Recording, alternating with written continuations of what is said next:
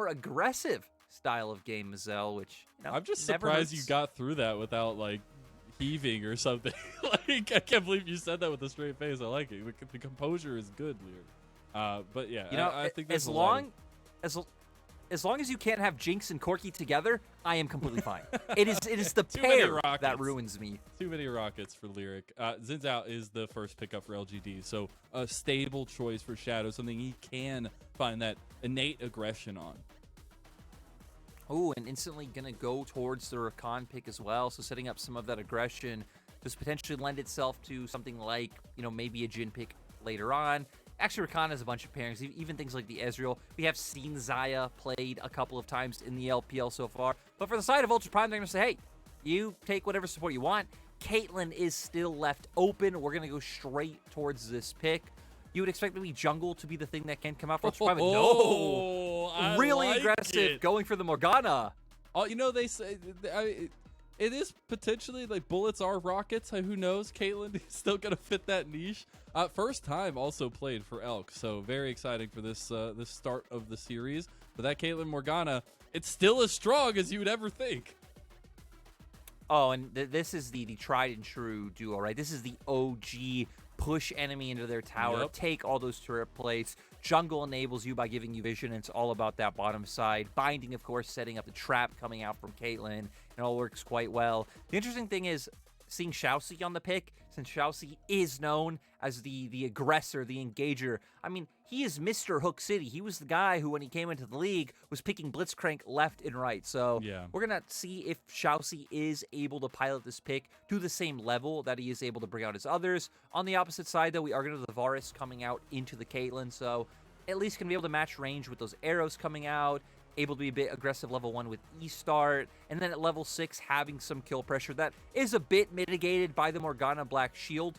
It is going to take people like JinJiao to be able to bait out some of these key abilities, whether it is with his W or with his ultimate, the quickness. So you do have tools there for LGD, and LGD are doing what we set up coming into draft, leaning into the more aggressive elements that we wanted to highlight from them. But Mazel, we're still going. Right now, Gwen pick being locked in by LGD. There's so many top lane bans, I think this makes sense. Yeah. Gwen has just been a standout in the LPL so far. Yeah, absolutely. One last little point. I do appreciate that all the champions going to the bot lane are new for the players, at least in the year. But also, it changes things up a little bit from what we've seen constantly the last week or so. But as we do get to those picks, you do see the Gwen, as you had mentioned. I like this, though. The Gragas locked in for Ultra Prime. Yeah, gonna go with the top laner that is safe to stand by himself. They are quite AP heavy on the side of Ultra Prime, the Morgana, the Gragas, and the Corki coming out. And now for the side of up, so many junglers banned away. Right now, hovering the Olaf. You do have the Chains of Corruption on the opposite side, so that Ragnarok will be getting a ton of value. And up go with it. They have a strong pushing bot lane to try and enable this aggressive jungle pick coming out with the Olaf. And now for LGD, looking to counter the Corki in mid. We highlighted some of the options. You can look to kind of just shake hands with Cryin, look for the Victor pick, play something a bit more slow, or maybe I'd expect another aggressor coming out. We already hit on both Vex and LeBlanc, I think, look better, but oh, wow! That's we get a the spicy Ekko pick. Coming out. I like it for G too. All right. My big thing for this guy is, like, you know, try to find something stable for yourself in the mid lane. Try to and make sure the rest of the map can play around you. Well, we got the Ekko, so, you know, I'm not necessarily saying it's going to be that way. I was going to say, I don't know if I would describe Ekko as a champion as stable, especially going up against the Corki. That's what I was looking for G, but hey, I don't know if we're going to get it. Well, this matchup's going to be really exciting to watch. You'd expect him to get pushed out, maybe void a little bit in the early levels. It is going to be a lot about pairing up with his jungler, setting up for those aggressive 2v2s. Before you start to hit 6, you start to get towards your mythic, and then you will have that kill pressure on Corki, and you will win out in side lanes. So we're going to be looking at that matchup a little bit later on. Can Yeji survive the early stages to be able to get there? But you were hitting on it, Mazel. 2 very different comps than we've been getting in the LPL. And I think this spells out a lot of action. LGD's especially wants to be aggressive, wants to play around that bottom side with the Zhao. And heck, for Ultra Prime, it's about enabling Caitlyn and Morgana to do the same. Take those plates, get super far ahead, and then move that artillery siege unit around the map. Yeah, a lot of the similar looking at least strategies for both teams. Now it's all about execution, right? Seeing who gets down to that bot lane first. Seeing the boxing match that is about to go down between Hacker and Shadow on the Olaf and the ZinZhao, respectively. I'm so excited. Yes, the spotlight does rely on the junglers a lot for this one, especially to get the ball rolling. But when those team fights come around, it's going to be about who is feeling good, who is feeling cohesive, and who's got the shot calling. Because this first game, as you were kind of alluding to, it just feels like it's going to be all-out aggression for both teams. Both teams trying to find their first series win, trying to make a stamp on the spring split, especially Lyric, as we load on to the Rift for the first time of the night. We got 3 series to bring you League of Legends action all night long. The Spring Festival Super Weekend kicks off with LGD versus Ultra Prime. You already laid it out, Mazel. Aggression, the name of the game. Both teams looking to get that done in different ways, though. For LGD, I think the name of the game is going to be skirmishing. You want to see ZinZhao impacting these lanes a bit earlier on. Once we get Yeji to the point of level 3 of having all his abilities up, things like the W, being able to chain that to the E, bringing Shadow to that mid lane, being able to find an avenue to win, and then... Yeji is Mazel, just going for that one-on-one. I like it. Mazel, it's level 1, Ekko versus Corki. No kill is going to come out from this. You're right, though. Nice from him. Making the lane volatile. We see Cryin walking through brush, so taking advantage of the fact where he is in range to be able to trade with those autos. Runes, pretty much stock in standard across the board. And like we were saying, for LGD, setting up those skirmishes, looking to transfer pressure from mid-jungle towards that bottom lane. And as you see, that path is heading down that way for both junglers. The early binding actually land onto Eric. A decent amount traded back, or onto JinJiao. A decent amount traded back by Eric. But this is the name of the game for LGD and ShiauC. Keep pressure in the lane. Keep that presence up. And that goes to the win conditions of Ultra Prime, right? Even though we said aggression is the name of the game for both teams, for Ultra Prime, I think it's a lot less skirmish-based. You don't want to be fighting too much as a 3 or 4-man unit. You mostly just want to try and win through the aggressive laning phase coming out from your bottom lane. Isolate it, leave it as a 2v2, get some aggressive vision down there from Hacker, hover towards it, and just let them win out naturally. Bring counter ganks when Shadow looks for the play. But we don't want to see all too much team fighting coming out from Ultra Prime early on. And even later, it's going to be a lot more about the setup from them. But it all revolves around Caitlyn Morgana. Yeah, it absolutely does. And especially the catch-outs, I feel like, are going to be super, super important. But lanes have been consistently in the same place. We are finally getting a bit of evening out on the bot side, but Elk and ShiauC definitely don't want that to happen. Priority has been constant, though, for LGD in the top and mid. Not too surprising in the top lane, right? Having Gwen go up against the Gragas in mid. Ekko, once he does get to level 3, can just start spamming that Q, have a consistent ability to contest in that. Ooh, oh my I'm God, gonna pause Eric. though, Eric. That's a big amount of damage on Eric. The cleanse had to be burned. The dark binding connects. ShiauC just can't miss at this point, and Elk is laying down the headshots. Hacker's on the side. JinJiao is off of the tower. Now he knows he needs to go back. The undertow misses between them. A little bit of a split there, and Ultra Prime hit another dark binding. Zhao just died in the headshot. Oh my God, ShiauC is out for blood right now. Eric. And Eric is about to get dove. He almost gets hit by another binding. He dies. A double kill for Elk. This is tragedy for LGD. Round of applause to Ultra Prime, though. Elk and ShiauC do it again. But my God, Mazel, the action's not going to stop, baby. Shadow, the boxing match, they're just not hitting wings. each other. They're hitting the other members of the boxing match, I guess. Yaji taking a lot of damage before he can get this dive off. Cryin wants to turn around a kill. He goes Valkyrie forward, gets it back. It's a 1-for-1, and beautifully done by Ultra Prime to pull it back. Overall win for the side of Ultra Prime. The fact that LGD are the ones dedicating 2 members to the mid lane, but Cryin able to Valkyrie forward, find a trade back kill, I think is huge, especially when he is on this Corki that is going to be look to be that scaling menace later on. But oh, I'm surprised we're not getting a replay in the bot lane. Gonna see how the trade comes out. Q into the E, forcing out Cryan's flash. So Yeji's been doing a pretty nice job in setting up some of these circumstances where he has been able to keep the lane in a winning position. then we're gonna see here, not able to find the stun. Does get the shield, times out before though, and Cryin just like, hey, you're diving me from both sides. This Ekko's super low, all in on one side. Sure, I'll still go down, but I get more than I would have gotten otherwise. Yeah, you'd love to see that, especially when you just watched your ADC get 2 kills bot. And we've been saying the eyes are on bot lane, the eyes are on Elk and ShiauC. They're just chugging away just fine. You have a bit of a roam that will be spotted out by a ward for G. And the pressure continues on bot side because this is what you can do now. Lyric, you can just stay bot lane without any fears. Ultra Prime definitely going to keep doing that, but I like what we're seeing Yeji and LGD as a whole start to do, right? He started to move down, clear out some vision, get his own vision down, because now when he starts to get that push, he can just try to lean bot, play with Fog of War, and put pressure on Ultra Prime's bot lane without even having to fully commit. Cryin did get another ward around mid, though, so they will spot out Yeji anytime he starts to move down towards the bottom lane. And for Ultra Prime, they realize that this will be LGD's plan, and they're going to keep looking for this. It's just impressive that ShiauC has been able to land so many bindings so far. It just feels so ruthless.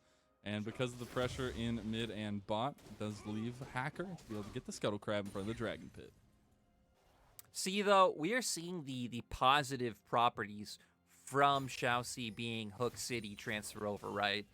Great at hitting skill shots. The thing that'll be scary is when we get into the mid game and he thinks he's on Nautilus Blitzcrank or something like this and thinks, hey, I could walk in by myself and face check for the team. And then it's going to be like, oh, wait, no, I'm on Morgana. Sure, you have the black shield, so you have a less of a chance of getting picked off. Another binding oh my hit. God, it's just impossible. It's impossible. Elk gets the trap underneath. The JinJiao just has to be out of the fight. The dragon goes down to Hacker, but he's stuck in the pit. Does not have flash. Will just have to fight his way out and not able to turn it onto Shadow. Nice response by LGD. Ultra Prime's bot lane bought a lot of time, but still, LGD just decide, hey, we're just going to muscle our way in. Even Fearness started to move down if you look at the mini-map, so maybe going to lose a minion or so. Luckily, Zedis not able to push it in fast enough because it is a cannon minion. But LGD reallocating all of their resources towards that bottom side to be able to find a pick and response for the dragon. Things return to a semi-state of normalcy for sure, but it's been going pretty right for both sides to an extent. It feels interesting saying that. There's definitely a lead for Ultra Prime already, but when we were setting out the win conditions and seeing where we could see that strategy unfold, right? Elk getting kills is beautiful. The aggression from Shadow, finding those 2 kills, beautiful. And now it's just about how do they utilize these early small advantages. And we got to see where those advantages are, right? LGD, it is in the jungle role, so going back to the Wilderness Explorers, like we highlighted, always about Shadow when you are looking at this current iteration of LGD. We've already hit on how it is a lot about trying to enable skirmishes in their bottom side. Their bot lane might be starting to fall too far behind, though, so might have to change focus. Though, as a whole, both teams going to be changing focus towards the top half of the map right now with Herald up. Looks like LGD going to consciously concede, so it'd be nice to see some of their members start making their way down towards the bottom half of the map to start getting vision back in their favor. Package is there for Cryin as we get the supports in. Oh my God, take it away. I'm sorry, it's just insane. And then we get this not often seen anymore solo bot laners for the moment as the support's just trying to get the ball rolling now as we are just about to crest 9 minutes. And for the bot lane especially, right? I mean, positions like this typically is where Caitlyn would have to be a bit fearful of the Varus because the fact that Chains of Corruption could come out, that kill pressure could be there. But Elk has started to stack up that advantage. Probably sitting on a decent amount of gold right now, though. Wouldn't be too surprised if he's pretty close to being able to pick up his Mythic from how many turret plates, the kills, the CS advantages that he has found. So going to be waiting for a reset to come out from them. And here it is. And I like the highlight from the observers, the fact that the bot turret is on 3 plates and the Rift Herald is available for Hacker to use as he heads down towards his bot side. The question is, are we going to see that absolute focus into Elk, or are we going to maybe try and get Cryin a little bit of resources in mid lane? But things are definitely starting to change a bit in terms of priority across the way. And the resets are going to do these teams very good to kind of rebalance the lanes a little bit. For the Rift Herald, I think using a bot is definitely the play. especially when you look at the side of LGD either. I think one of the considerations that comes in when using it around mid isn't just the fact of like, hey, mid lane's nice to break open because you get control on both sides.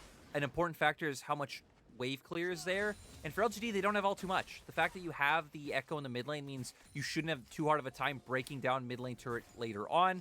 So we can already see Hacker moving his way down here right now. Looks like they're going to set up for that play and just keep enabling Elk, try and get him into other lanes even faster. There's going to be so much gold for the Caitlyn, and then you can literally just move this bot lane wherever you want around the map and start taking towers.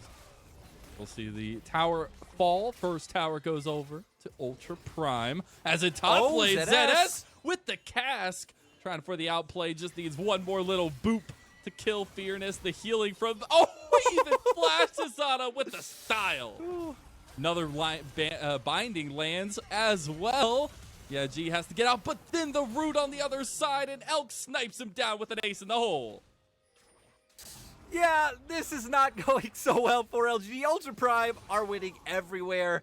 Their bot lane, we knew they would decimate just from the champion matchup that did come to fruition. Their bot lane played it to a T, though. ShiauC is not missing with these skill shots. The fact that ZS, though, is solo killing in topside, absolutely ridiculous. Cryin, though. Yeah, he's a little bit overextended. Doesn't have anything but the flash and the Valkyrie. He's fine. And Hacker, which, you know, you add those three things up, I'd be pretty fine too, Lyric.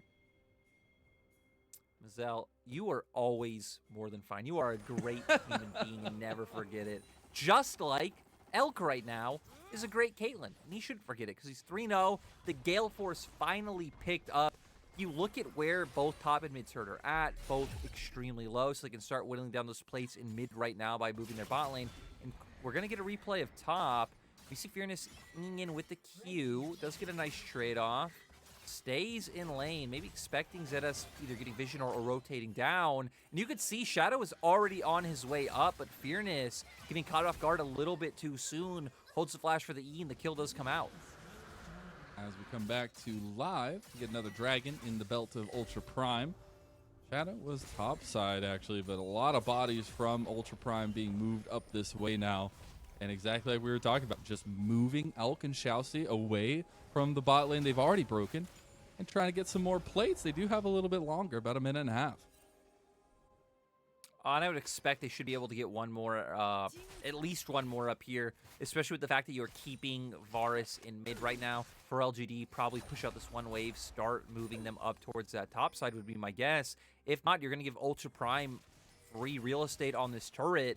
The only other option that LGD have, since it looks like they don't want to contest, would be pushing out mid with Varus Rakan and start making your way down towards bottom lane, dive ZS, and try and find some kind of return. Well, here's that dive and trying to pull that off. ZS sniffing something out, but doesn't see them because the control ward doesn't spot him out. And ZS, the double body bump into the cast. JinJiao does pop the quickness to get the top down, and they'll surely be able to finish this off, right? He's not too big, right? Right? The Crescent Guard, everything utilized, and they finally get him. But they've overextended themselves so much here, Lyric, and they kind of realize that as Hacker actually just pops the Ragnarok trying to kill JinJiao. JinJiao actually might just get out of here. Shadow providing a nice distraction for the teammate. Cryin getting put down a little bit there, but Shadow takes a shot from the tower and dies himself. And you know the worst part is the hidden consequences of the tempo loss on the opposite side of the map as well. You've now not only wasted so much time, you haven't gotten bot tower, Mazel, but now Elk is able to do this. ShiauC is still here as well, so they can finish this one off. Might have to start backing out soon with the fact that resets have come out and even the members who died on the side of LGD are respawning. But man, huge hiccup. Ooh, flash in mid lane from Eric. Half of his health gone from just a couple shots. Top tower tier 2 falls. Elk has gotten 10 plates himself. 3 towers, a side lane tier 2. Like, that's insane. This guy is so strong. You just look at that gold discrepancy, 2.2k. Now we're unfortunate for Fearness. He thought they might have left. They did not, buddy. They did not. Although Fearness trying to get out as well and does do so. His ace in the hole, I think, was available, but not pulled. Looks like he didn't have enough mana. Yeah, I was for just it about to time. say that too. So, yep, just hitting the 100 mana needed to go for the cast. Sadly, wasn't able to close it out, but this Ultra Prime is extremely close to giving me the title of 2020 Rogue Warriors? And people listening right now, even you, Mazel, you might be wondering, what is the title of 2020 Rogue Warriors? 2020 Rogue Warriors was a team that was honestly not very good. They also weren't very bad either. They were a team that would consistently be on the edge of playoffs, but their games were super fun to watch. Ultra Prime right now, I think in competition with anyone's Legend, which is hilarious because they actually are. They were Rogue Warriors, but I think those are the two teams competing for that honored title because that is a massive accolade. It is. It is. You gotta show respect where it's due. As the first objective of the game finally falls in favor of LGD, and they get their first tower plus an objective bounty. So at least a bit of gold injection back. The problem is the opposite side has a 5k gold advantage. We've already hit on the power spikes coming out from Elk. You look at the opposite side of Eric, only sitting on the Ghost Blade right now. He is not doing any damage. He's gonna be tickling them a little bit, but for the side of Ultra Prime, you don't have to worry too much. Even looking at the rest of the map, though, Cryin already done with the Muramana. He's in a good spot. We've seen him. Doesn't have to fear either Ekko or Gwen too ferociously in the side lane. And heck, the other side lane is Gragas. LGD have already tried to dive the Gragas. Yeah, diving Gragas is very, very hard. He is an ultimate. He is damage reduction. He's a dash. He's so many things that can circumvent these plays. And for Ultra Prime, with the fact their bot lane's so far ahead, they will always win out on tempo or objectives on the opposite side of the map. And for me, it's about how Ultra Prime utilizes this lead, right? And they do have another Rift Herald available to them with complete neutral objective control, right? And so where is this going to be utilized? How are they going to use this as a distraction? Because we are about to be at 17 minutes. We are about to be at a potential soul point for Ultra Prime. And LGD, while they still have a chance to give up one more and fight for it, they definitely don't want to continue to bleed out like this. When we talk about how Ultra Prime use their advantage, it's going to be all about setup in my mind. They do drop the Rift Herald to be able to pull LGD to the mid lane, kind of like you were just hitting on as a distraction. But we know their comp is very fragile, very squishy members through mid and bot. If LGD can find the flanks and find the team fight, we hit on their composition, has more tools to fight. Oh my god, Cryin just almost obliterates ShiauC straight out of the gate. JinJiao has to go through with the quickness just to save his life.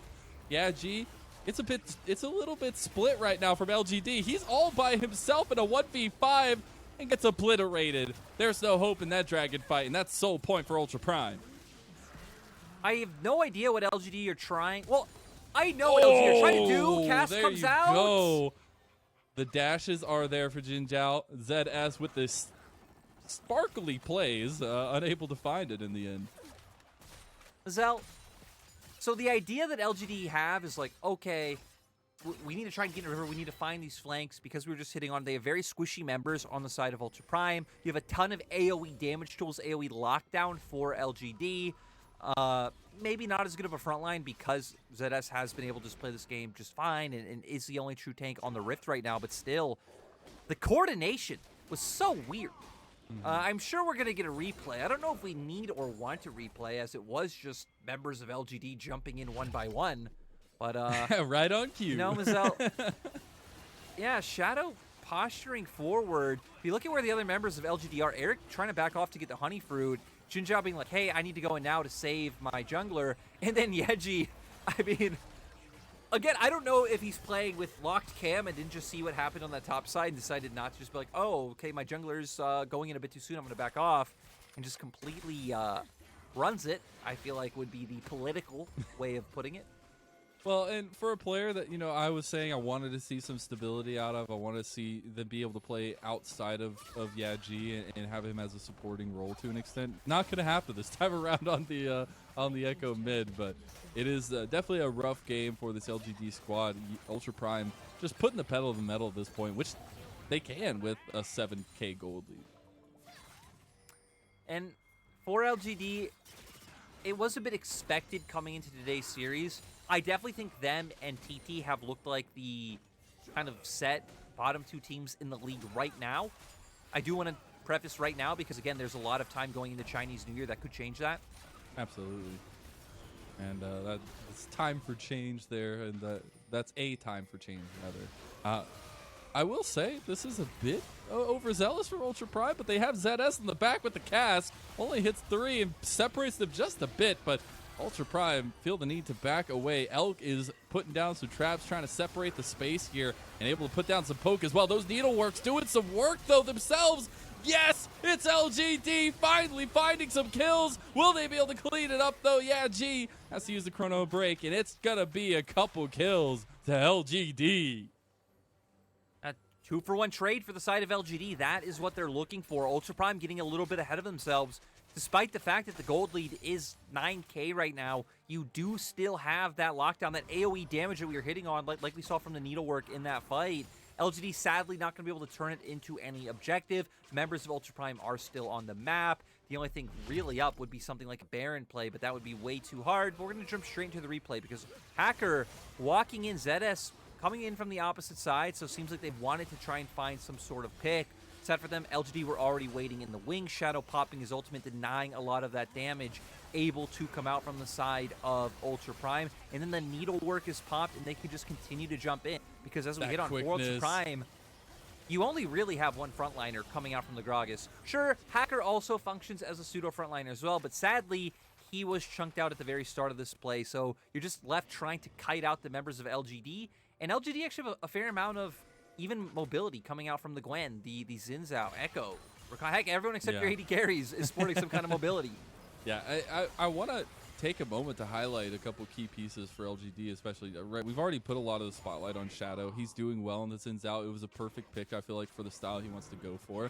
Just trying to put out some fires across the map. The other standout to me so far has been JinJiao. I think having these incredible grand entrances, the quicknesses to back off the engages from Ultra Prime, it is key for LGD to have a hope of staying in this game. And the Rakan performance has definitely been impressing me so far. In JinJiao's very short stint as a support, you know, he's kind of weaved out over the past year and a half of, I'm playing support, I'm playing AD carry, playing support, has stuck with it now. I think Rakan has looked like his best champion just overall throughout that time. Still, though, Mazel did get hit by quite a few bindings, maybe even more than quite a few. It's everybody's got to have a healthy breakfast, okay? I guess that's not champion specific, though, right? Regardless of who he played, those bindings probably would have hit. Probably, no matter who was in that position. We did have the TP utilized. Oh my god! Yep. So how you like it, Corki now? But we do have a setup for the next dragon here. Seriously, and this is going to be a tight one. LGD need to fight this. And I mean, for LGD, they're not going to be able to walk in. You don't really have any members who can walk forward. You need to chain with these flanks. Yeji trying to come in. It's too little, too late. Shadow has to pop the crescent guard. They get the flank there with Yeji. He's just taken out, and it's a slow but steady burn. Elk is untouched. He's firing the headshots away, and Fearness all by himself dies. LGD lose another fight. They lose the soul. Here comes the snipe, and it's a kill. Domination from Elk. And now for Ultra Prime, they have the soul. They have the kills. They're going to be able to make their way over towards this Baron now. And if LGD thought the siege was oppressive before, man, is it going to get a lot worse now. I am just living the dream here, being able to say these ADCs are popping off in 2022. 7-0 right now for Elk. Was the main carry we wanted to focus on for Ultra Prime coming into this with ShiauC in the bot lane, and they have proven us right as we get a replay of that dragon fight. The massive thing is parallel convergence locks down 2 for Yeji. Sadly, Elk is not one of them, so Elk just able to kite out the fight on the opposite side.